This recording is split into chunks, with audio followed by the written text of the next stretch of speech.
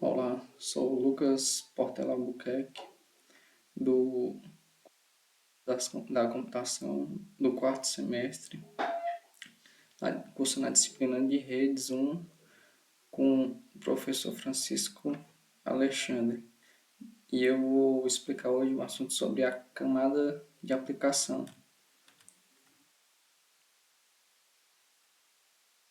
que são alguns subtemas da camada de aplicação.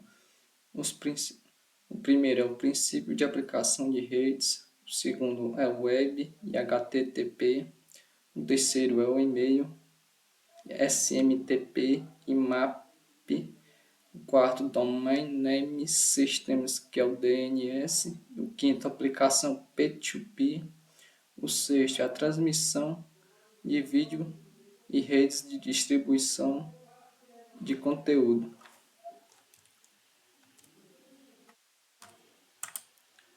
O primeiro é o princípio de aplicações de rede. O que são? Aplicações de rede ele é um programa ou um sistema que permite a comunicação e a troca de dados entre diversos dispositivos conectados na internet, sejam em uma rede local ou servidor de rede.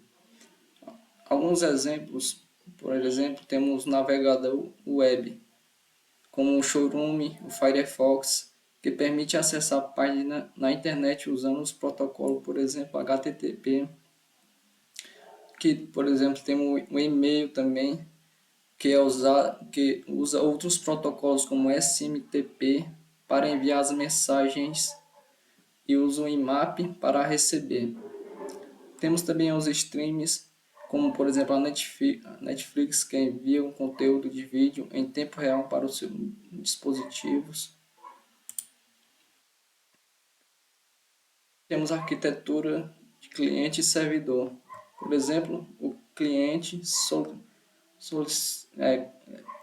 solicita na internet, por exemplo, um determinado site, ele clica, vai para a internet, da internet vai para o servidor vai buscar no banco de dados, na base de dados, volta para o servidor e vai para a internet, que vai entregar para o cliente novamente. Essa é a arquitetura de cliente e servidor. Também temos alguns protocolos de comunicação. Por exemplo, temos um que é o HTTP, que é utilizado na web para transferir páginas e arquivos. O FTP, que é usado para transferir arquivos entre sistemas. Temos o DHCP, que é distribuir automaticamente um endereço IP para o dispositivo quando a pessoa se conecta a uma determinada rede. E temos o DNS, que traduz endereço web, por exemplo, tipo www.google.com, para o endereço IP, que é o que a linguagem de computador entende. Padronização da comunicação em redes, que ela usa o modelo OSIS. Eles, eles são padronizados o modelo OSIS usa 7 camadas, que temos a aplicação, a apresentação, a sessão, transporte e rede e lição de dados e física. Já o modelo TCP usa apenas 4 camadas, que é a aplicação, transporte, internet e interface de redes. E sem esse modelo e protocolo, a comunicação entre os dispositivos seria uma bagunça. Eles garantem que mesmo que com dispositivos de diferentes fábricas tenham comunicação entre si. Também temos a confiabilidade e a eficiência, por exemplo, do protocolo TCP. Ele oferece um serviço orientado à conexão, que garante a entrega e a confiabilidade dos dados. Também estabelece uma conexão antes de iniciar a transferência de dados e utiliza mecanismo de confirmação para garantir que os dados cheguem corretamente ao destino. Por exemplo, o TCP usam, por exemplo, dados que é confiável. Por exemplo, ao enviar um e-mail, nós temos um TSP que protege a criptografia dos dados. E já o protocolo DP não é muito confiável, não é orientado à conexão e não garante uma entrega confiável dos dados e não há estabelecimento prévio de conexão. E o DP é usado para, por exemplo, fazer lives, usar em jogos, que ele é utilizado porque é mais rápido a conexão. Aí temos também o segundo, que é a web e HTTP. Que é a web? A web, ou World Wide Web, é basicamente um sistema que permite a pessoa acessar sites na internet. A web é várias páginas, permite acessar várias páginas de documentos conectados, os que podem incluir textos, imagens, vídeos, entre várias outras coisas. Esses documentos são acessados em HTML e são feitos em HTML, que é uma linguagem que os navegadores usam na internet. Por exemplo, como o Firefox, o Google, o Chrome. Eles entendem e transformam em algo visual a pessoa e consegue visualizar os dados. E sempre que a pessoa digita, por exemplo, um endereço, por exemplo, o www.google.com, acessando a URL da web. Esse endereço, esse endereço é chamado de URL, que é basicamente o endereço onde está hospedado o site.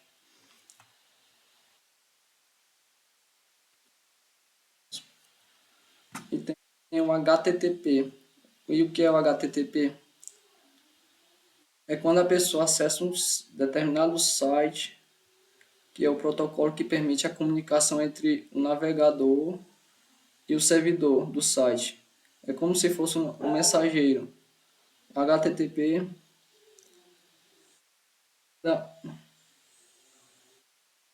o navegador e manda a mensagem pedindo a página e o servidor respondente corresponde o que a pessoa está pedindo. Por exemplo, a pessoa quer entrar na página do Google, ela digita www.google.com, aí ela aperta OK, aí vai pedir uma requisição HTTP que vai no servidor, e no servidor manda a resposta de volta para o cliente, que ele tinha pedido, que era o site do Google. E temos também alguns métodos HTTP, que é, por exemplo, o método GET, é quando a pessoa quer receber algo do servidor, por exemplo, carregar alguma página da web.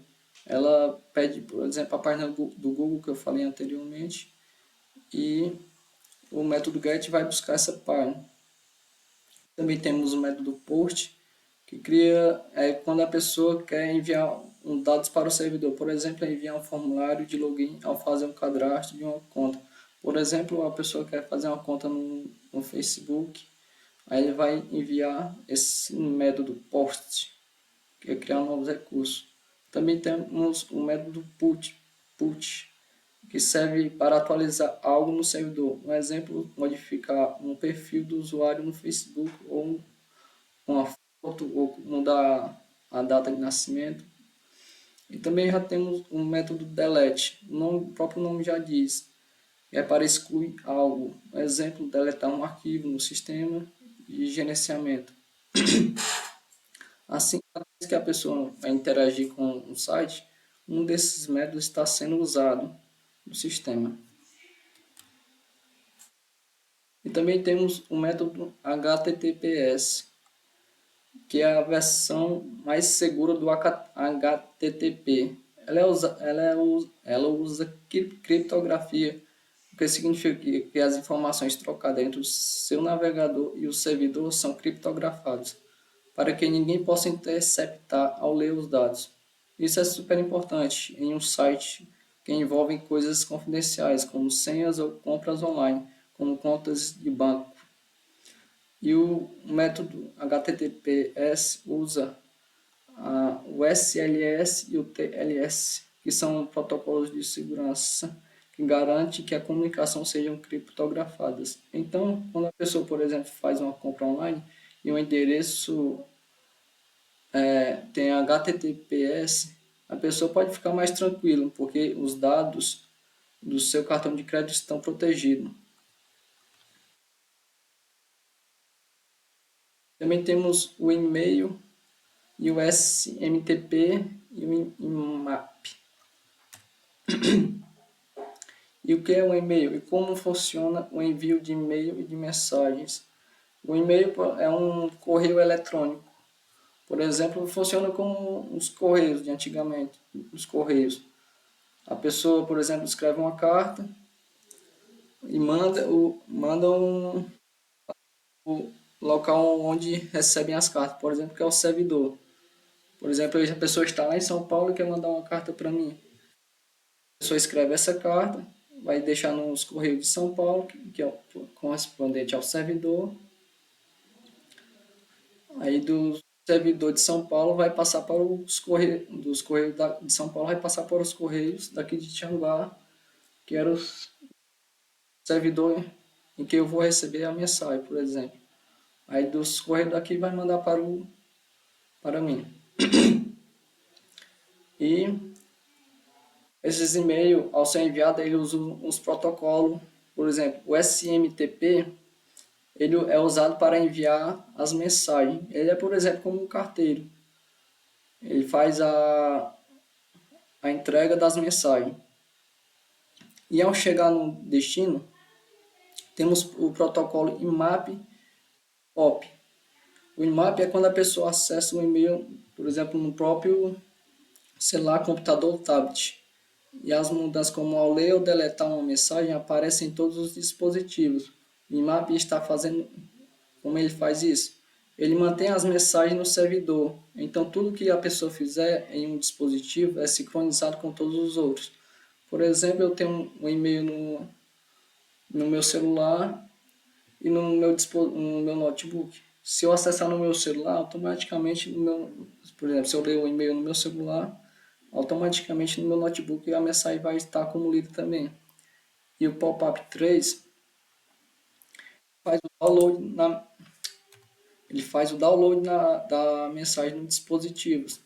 Por exemplo, quando ele faz o download, ele apaga o e-mail do servidor e não fica salvo no servidor. Por exemplo, se ele está no meu celular, se eu abro ele no meu celular, ele automaticamente não muda no meu notebook, se eu estiver ele também no meu notebook. Ele muda só no meu celular.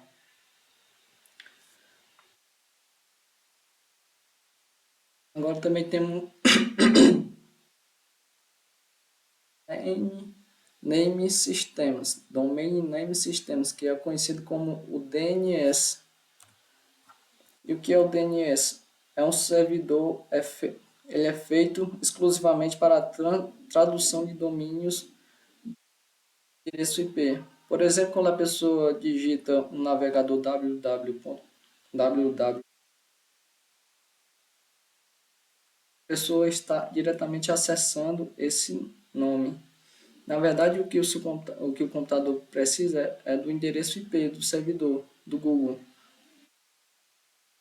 A gente não decora esses números complicados, o DNS faz essa mágica. Por exemplo, converte o www.google.com para o IP correto. Por exemplo, aqui é um exemplo de como é usar. A pessoa digita, por exemplo, www.azion.com.br, ele manda para o servidor raiz, que esse servidor raiz ele vai jogar para o servidor TLD, que são o servidor de top level endereço. Ou, por exemplo, como é usado é o .com.br, que é o domínio onde foi cadastrado o site. Aí, quando ele descobre qual é o servidor, que é o .com.br, aí já manda para o servidor de autorizada, que esses são que tem a resposta final, que ele já encontrou o endereço IP final, que vai mandar de volta para o cliente que tinha pedido essa mensagem. Por exemplo, se ele tivesse acessado o Google, ele ia colocar o endereço IP do Google aqui, acessar o site do Google e ia mandar vai mandar para o cliente final a página do Google. E o próximo passo é a aplicação P2P, que quer dizer P2P, que quer dizer de pessoas para pessoas. É os É o dispositivo que se conectam diretamente uns aos outros, sem depender de um servidor central. Isso é diferente do modelo tradicional, por exemplo, do cliente e servidor, onde o servidor central faz toda a conexão entre o cliente e o servidor. Cada dispositivo pode ser tanto cliente quanto servidor, o que significa que a pessoa pode baixar algo e ao mesmo tempo compartilhar essa mensagem e arquivo com outras pessoas. Por exemplo, eles são usados o BitTorrent. Quando a pessoa baixa um arquivo pelo torrent, a pessoa está baixando várias partes desses arquivos e várias pessoas ao mesmo tempo estão enviando as partes que já baixou para outros. Isso distribui a carga e faz o download ser mais rápido. E a diferença entre o cliente versus servidor? O cliente servidor é quando usamos em coisas como redes sociais. Quando a pessoa acessa, por exemplo, o Facebook, no seu dispositivo, que é o cliente faz a solicitação ao servidor do Facebook, que responde com informações dos seus amigos e mensagens, e textos, vídeos, áudios. Mas no P2P não tem esse servidor central. Todo mundo é tanto o cliente quanto o servidor, ou seja, os dispositivos compartilham recursos diretamente entre si. Isso é ótimo para as coisas como compartilhar arquivos grandes, porque não sobrecarrega um único servidor e todo mundo ajuda um ao outro. Por exemplo, o Skype, em suas versões antigas, ele fazia uma chamada de vídeo usando essas lógicas. Quando a pessoa ligava para alguém, os dados iam diretamente do seu computador para o da outra pessoa, sem passar por um servidor. Isso tornava a chamada mais rápida e eficiente. Por exemplo, e também temos o Bitcoin. O Bitcoin, que é uma base para criptomoedas, como o blockchain, fica distribuído entre todas as participantes da rede. Quando a pessoa faz a transação de Bitcoin, a pessoa verifica a pessoa verificada por vários nós. A rede e depois de confirmada é adicionada ao blockchain. Tudo isso sem depender de nem o banco ou outra autoridade central.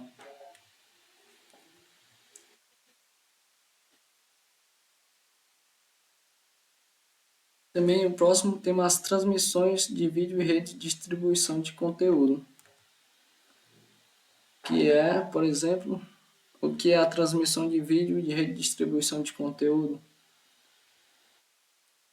É basicamente o que a pessoa faz quando está assistindo um vídeo online, por exemplo, tipo a Netflix ou o YouTube